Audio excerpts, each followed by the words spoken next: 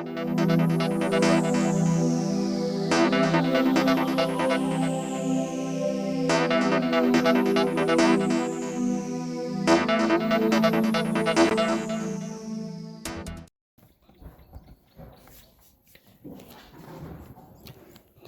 students, welcome to our lesson in biology.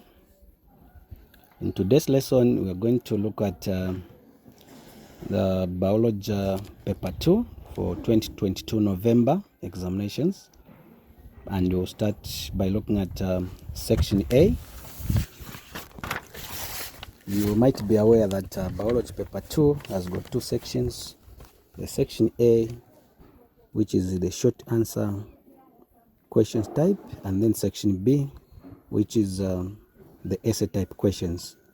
So in this lesson we are going to look at the 2022 November examinations paper 2 section A questions. The paper is displayed on your screens, on your smartphones. Let's look at question number 1.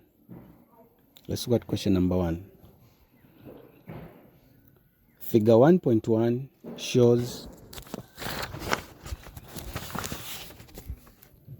cells F and G of living organisms.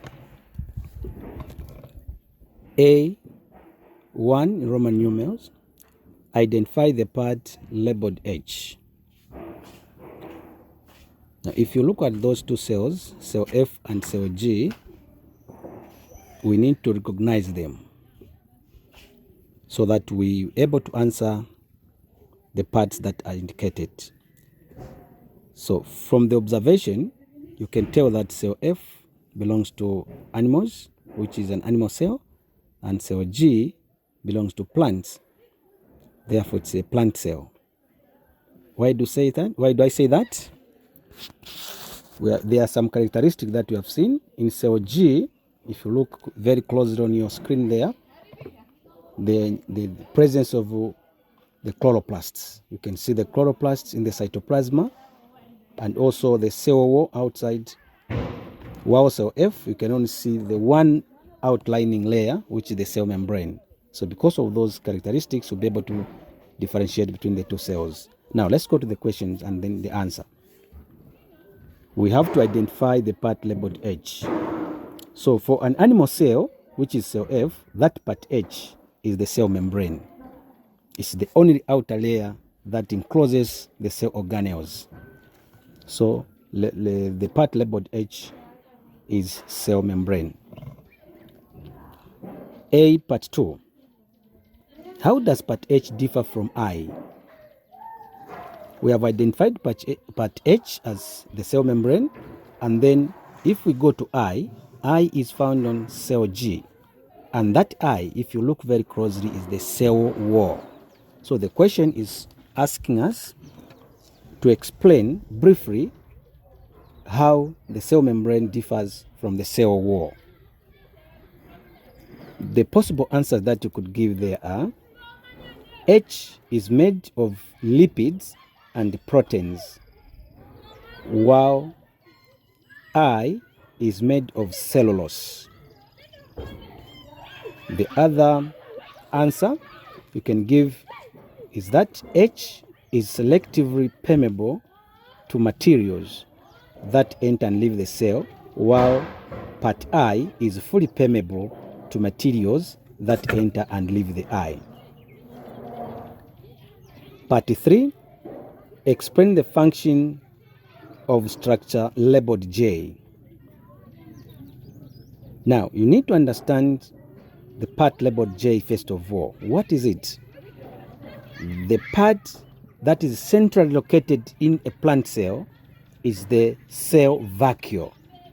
Part labeled J is cell vacuole. But now, the question is asking us to give the function of the cell vacuole. We have identified it, and then you have to give the function. That's what the question wants us to do. So, the cell vacuole, it stores the cell sap, whose concentration helps in water movement into and out of the cell. That's the possible solution. The part 4. To which group of living organisms does cell F belong? Okay, I mentioned when we started answering question 1, I said the two cells, one of them belongs to animals, the other one belongs to the plants. So cell G belongs to plants, while cell H belongs to animals. So the answer there is cell F. Cell F belongs to animals. Therefore, it is an animal cell. Let's go to part B. Question 1, part B. You follow me there. You have the question. Look at the question paper very carefully, and we go through the question together. B says, figure 1.2 shows the cell organization levels in multicellular organisms.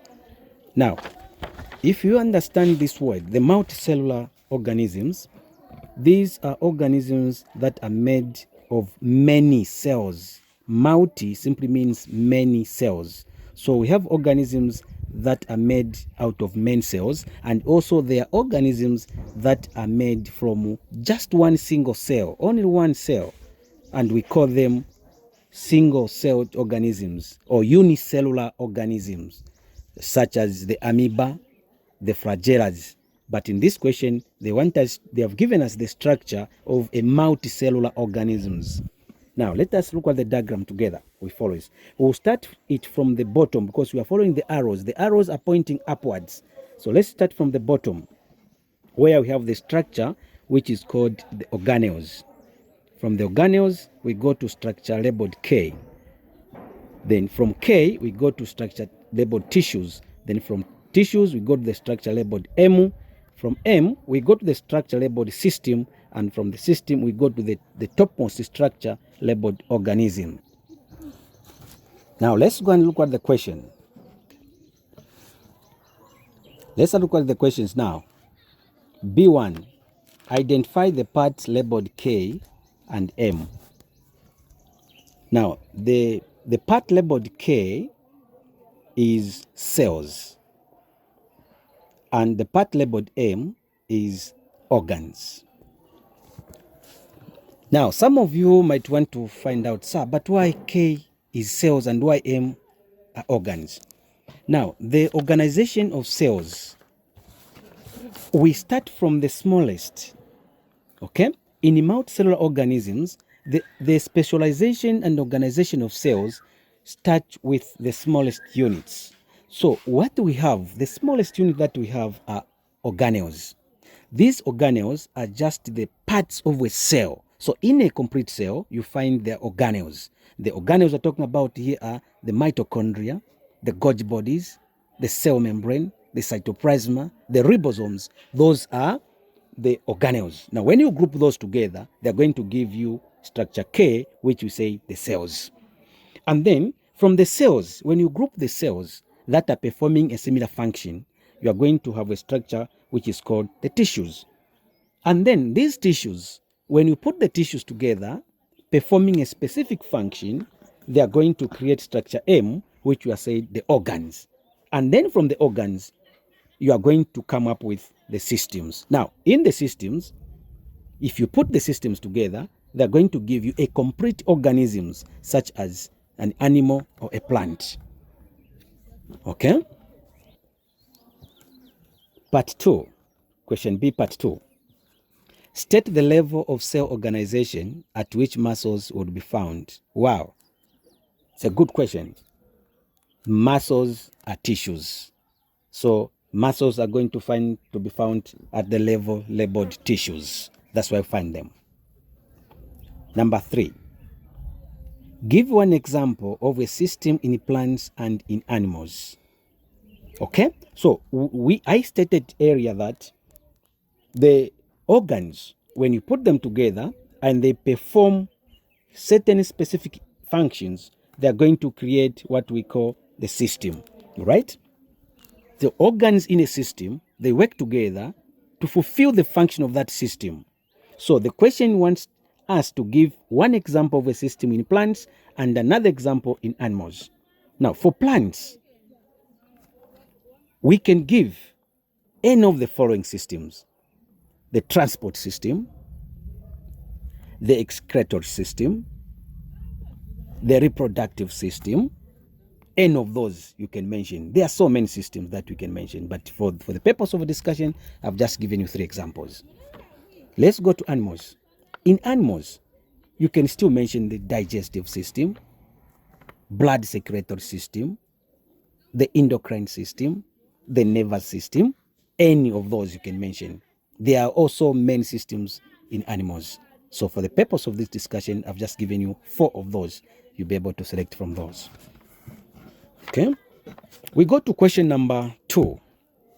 We go to question number 2A. Follow the question nicely on your screens there. Figure 2.1 shows a table of substances absorbed by plants from the soil. There's a table there. It's oxygen, nitrates, potassium, and water. From figure 2.1, identify the substance or substances which enter or enters the plant by 1. Osmosis, 2. Active transport, 3. Diffusion. So they are asking us, from this table, we need to identify the substances. It could be a substance or substances that can enter the plant through the system that you are, the processes that you are given, which are osmosis, active transport, and diffusion. Now, when you are talking of osmosis, the only substance whose molecules move from one point to another is water. Okay? If you are mentioning osmosis, just know that the movement is of water molecules, nothing else. Only the water molecules move by osmosis. Okay? Let's go to 2, the active transport. Now, in the active transport, what you need to understand is this is the type of diffusion in which the movement of particles requires energy. So the transport is active because energy is required to move the substances from one point to another. Now, what are those substances that can be transported or that can enter the plant through this process? From the diagram there, we are given the nitrates as well as potassium. So these 2 are called mineral ions. So the mineral ions enter the plant from the soil by the process called active transport. Why? Because they are highly concentrated, right? They are moving from their high level concentration to their low level concentration against the concentration gradient. So the word against there, it means they have to pull through with energy. That's why it is called active transport. Then part 3, diffusion. Now, the only substance that we are given there which can be transported in plants through diffusion is oxygen. The oxygen. Okay? We go to part B, question 2, part B. Figure 2.2 is a graph showing the effect of pH on the rate of enzyme-controlled reactions N and O. Look at the diagram. Look at the diagram we have. Look at the figure they are given.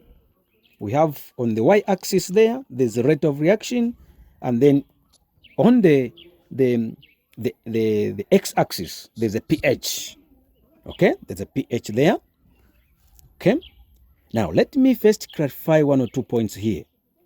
If you look at the numbers that are there on the graph, on the x-axis, from 1 to 14, these numbers are divided into 2 sections. We divide them into 2 sections. From 1 to 6, we shall call these numbers as acidic numbers. From 1 to 6, we will call these as acidic numbers. Then from 8 to 14, we shall call these as alkaline numbers. Alkaline numbers. And then we have left out one number, which is number 7. Number 7 is neither an acidic nor an alkaline. it is a neutral number. It is a neutral number. So, if you look at reaction N and reaction O on the graph, there's a question that is coming saying, what term is given to the parts labeled X and Y in the graph? If you look at point X on reaction N and point Y on reaction O, those points are called the optimum pH points or the maximum pH point. Okay? Those 2 points are referred to as optimum pH points or maximum pH points. Let's go to B part 2. Which reaction is under acidic conditions? Okay, I've already given you on that diagram I explained, I said numbers from 1 to 6, they are acidic. So which reaction between N and O are in acidic reaction? You can see this reaction N started from 1, it went up to the highest point there at X, and then as the acidic level was declining, the reaction also was reducing, coming back to 0. So reaction N is acidic, is under acidic condition. Okay? Let's look at part 3. Which reaction could only be for a protein food? You give a reason for your answer. So there are 2 parts that you need to answer here on part 3. They want us to identify a reaction which could be for a protein food, and then when you need to give a reason why we have chosen that reaction. All right? So the reaction that we are going to choose is reaction N. Reaction N is for a protein food. Then the reason that we are going to give here is that the enzyme pepsin that breaks down proteins works under acidic medium in the stomach. So the acidic medium, the reaction which is working under acidic medium here is reaction N. All right? So proteins are digested under acidic environment. Okay, let's come back to the graph and look at where reaction N is. Okay, look at where reaction N is. All right. So the reaction N there, the numbers below 7, 6 to 1. Okay, 6 to 1. That's where we are. That's what we call acidic. And 1 is more acidic than 2, which is more acidic than 3, which is more acidic than 4, and more acidic than 5. So the smaller the number, the more acidic the environment is. So you can even see that our reaction N there is very quickly, very highest with the smallest numbers, meaning in a more concentrated acidic environment. Okay. Yes. All right, let's go to question C, part C. Let's look at part C. Let's hope you're able to follow on the question paper there. Okay, let's look at part C. Explain the role of enzymes in metabolism. We want to give a brief explanation. What role do enzymes play in metabolism? But before you even explain, do we understand the word metabolism very well? Now, metabolism is one of the processes in living organisms in which large molecules, large organic molecules are broken down into smaller ones that are assimilable and also absorbed by the blood stream system. And also, those smaller ones can again be built into larger molecules. For example, a protein food broken down to peptides and amino acids. When those particles are submitted into the body, they are going to be built back into a protein structure, such as a muscle, a skin, and another a body organ or tissue. Okay, so metabolism is simply the breaking down of large organic molecules into smaller pieces as well as building up of those smaller pieces into larger molecules that can be used by the body systems. So there are two concepts there. The breaking down of larger food particles is what is called the catabolism. Catabolism. And the building up of smaller food particles is called anabolism. So metabolism has got two parts. There is the catabolism one and anabolism one. Okay, so let's go to the question. I was just explaining metabolism. Now let's go to the question. We need to explain the role of enzymes in the breaking down and building up of food particles. What you need to know is that enzymes in this process, they act as catalysts. They act as catalysts. Now, what are the catalysts? A catalyst is a substance, a chemical substance that helps in speeding up a chemical reaction without that substance being used up. Let's go to question 3. My good friends, we go to question 3. You can zoom your paper nicely so that we go through the questions. Question 3 says, figure 3 shows part of the alimentary canal of a human being. That's the figure we have there, figure 3. It shows part of the alimentary canal. So from the digestive system, they have just gotten a certain part for the purpose of these questions, okay? Now, let's go to 3A. 3A, identify the parts labeled P and Q. Identify the parts labeled P and Q. Now, if you look at P, this P is just a cut part of a long tube that connects the mouth to the stomach, okay? And this part has been cut off from a part called esophagus or the gullet. So P is esophagus or gullet. Q is the stomach. We know that the esophagus draws its content into the stomach. So Q is the stomach. Let's go to 3B. Explain the function of the part labeled R in digestion. The part labeled R in digestion. But you, first of all, before you give the function of part labeled R, you have to know it. Do you know R, by the way? Okay. I'll tell you. R is the pancreas. Now, the pancreas is an associated organ in digestion. It is an associated organ in digestion. It plays a role indirectly, not directly, because food does not pass there. That's why it is called an associated organ. Just like another part which is labeled S.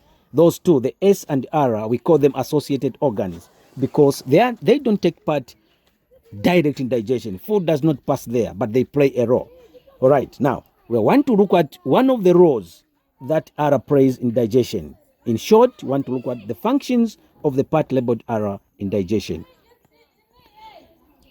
Pancreas produces digestive juice called the pancreatic juice, okay, which contains enzyme, lipase, trypsin, and also called the code I mentioned of containing enzyme called lipase, okay, pancreatic amylase, and trypsin that help for the digestion of fat, okay, and the proteins and the starch respectively. Okay, so our response that we give here is it produces digestive juice called pancreatic juice, which contains digestive enzymes such as pancreatic lipase, pancreatic amylase, and trypsin that help in the digestion of fats. Okay, they break down fats to fat acids and glycerol, and also they break down proteins to peptides and starch to maltose. All right. C. Part C. State two functions of the part labeled S in digestion. the part labeled S in digestion. Now, that part labeled S, you just have to know it first of all before you even give the functions. The part labeled S is the liver. That's the liver. Now, the function of the liver in digestion, one, you can mention it secretes bile that contains digestive salts, okay, and hydrogen carbonate. Okay, now the salts and the hydrogen carbonate, they help in the emulsification of fats, in the digestion of fats into smaller droplets, right? And then the hydrogen carbonate there tries to neutralize the acidic environment that the food got from the stomach. You know, when the food is coming from the stomach, it's acidic. But when the bile and the hydrogen carbonate is secreted into the digestive tract there, the hydrogen carbonate is going to neutralize the acidic and create an alkaline environment at that level of digestion, which is the duodenum. Two, the function of the liver, two, is to regulate blood sugar level. Regulate blood sugar level. All right? And also, you can also mention the other function that you can also mention there is the formation of urea from deamination of excess amino acids, right? That's another function. So I've given you 3 functions, but the question demands only 2. Now, some of us might wonder, sir, you are mentioning a bigger word, deamination. What is deamination? If you all know it, well and good. But for some of us, let me just explain a bit on a deamination. The deamination we're talking about here is just the breaking down of amino acids, excess amino acids that are not utilized in the body for the formation of proteins are broken down. And when they are broken down, a compound called urea is removed from it, right? So when a urea molecule is removed from amino acids to make them less toxic, and that process alone is called deamination, removing of urea from the amino group, okay? Let's continue. Go to part D. Describe 2 effects of the common ailments of the part labeled S to the human body. 2 effects of the common ailments of the part labeled S to the human body.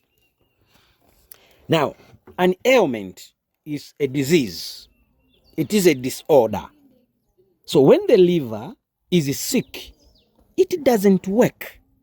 It cannot produce bile, okay? It cannot produce bile, which is stored in the gallbladder. Now, when the bile is not produced, there will be a problem of poor fat digestion. You remember above, we mentioned the function of the liver. We said it produces bile that contains salts and hydrogen carbonate. So when the liver is sick, the bile will not be produced. And when the bile are not produced, the salts and hydrogen carbonate are not going to be found in the digestive system. Hence, fats will not be digested. Then 2, you also expect that we said the liver controls the amount of blood sugar levels. So when it is sick, then a person might be affected with high blood sugar level, a process called diabetes, or the low blood sugar levels. So those are health risk conditions. Okay. So I mentioned that when the liver is sick, it may result into high or low blood sugar levels. Now, the high cell toxic substances from excess amino acids is another effect that will result from a sick liver. All right. Let's look at question number 4. Question number 4, colleagues. Hope you see it there. You can zoom your paper on your screen so that you'll be able to read through together. Question number 4 reads, Figure 4 summarizes the stages in the formation of the human fetus. Okay? So this is the process. It's a summary of the process during the formation of the human fetus. Right. We have From left, we go to right. From left, we go to right. We follow the diagram nicely. We have the structure labeled T there. We have the structure labeled U. When those two meet, they give us that structure there. So that structure, the arrows are showing us. Okay. We have the structure T and the structure U. Okay. We have arrows there. They meet and give us that structure where the arrows meet. Okay. And then another arrow there giving us the two structures, meaning there's something that's happened on that small circle there with something inside. When the arrow goes, we have two circles there, something has happened, and then another arrow telling us that there is a ball of cells now. A ball of cells has been formulated there. And then finally, the arrow goes to structure V, okay, to structure V, which is attached to the fetus. So we have T, U, and then the T and U, they give us a structure which is called fertilized egg cell.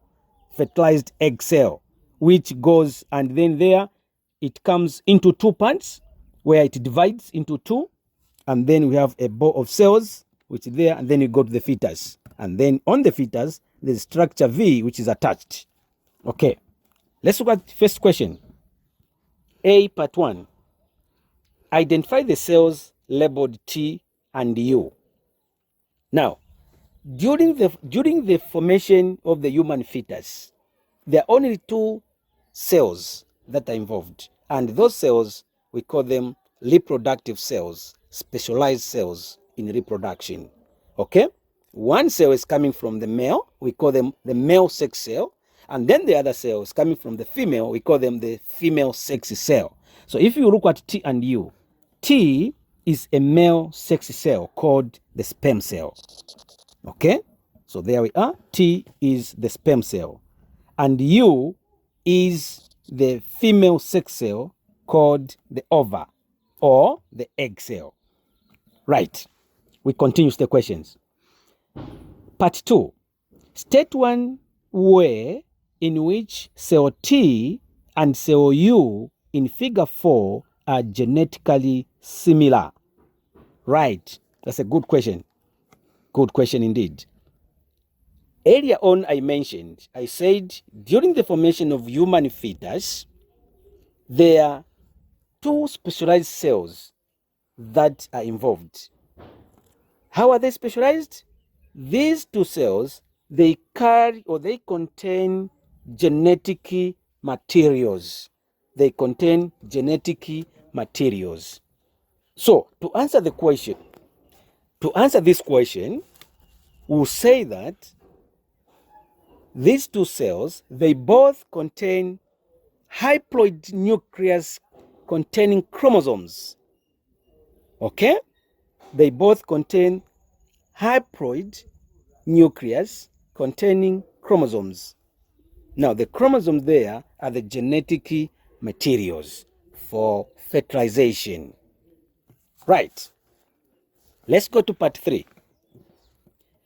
Mention 3 functions of the part labeled V.